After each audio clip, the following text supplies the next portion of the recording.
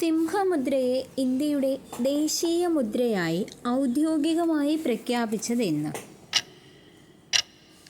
Answer 1950 ജനുവരി 26. ഉത്തർപ്രദേശിലെ സാരാനാഥിലെ deer പാർക്കിലെ അശോക സ്തംഭത്തിൽ നിന്നാണ് നമ്മുടെ ദേശീയ ചിഹ്നമായ സിംഹമുദ്ര എടുത്തിരിക്കുന്നത്. സിംഹമുദ്രയിൽ ആലേഖനം ചെയ്തിരിക്കുന്ന സത്യമേവ ജയതേ എന്ന വാചകം മുണ്ടകോപനിഷത്തിൽ നിന്നും എടുത്തിട്ടുള്ളതാണ്. സിംഹം, ആന, കാള, കുതിര എന്നിങ്ങനെ മൊത്തം 8 മൃഗങ്ങളാണ് സിംഹമുദ്രയിൽ ഉള്ളത്. ദേശീയ ചിഹ്നത്തെക്കുറിച്ച് പറയുമ്പോൾ ദീനാനാഥ് ഭാർഗവ എന്ന വ്യക്തി വളരെ പ്രധാനപ്പെട്ട ആളാണ്. ആരാണ് ദീനാനാഥ് ഭാർഗവ? ഭരണഘടനയുടെ ആമുഖത്തിൽ സിംഹമുദ്ര ആലേഖനം ചെയ്ത വ്യക്തിയാണ് ദീനാനാഥ് ഭാർഗവ.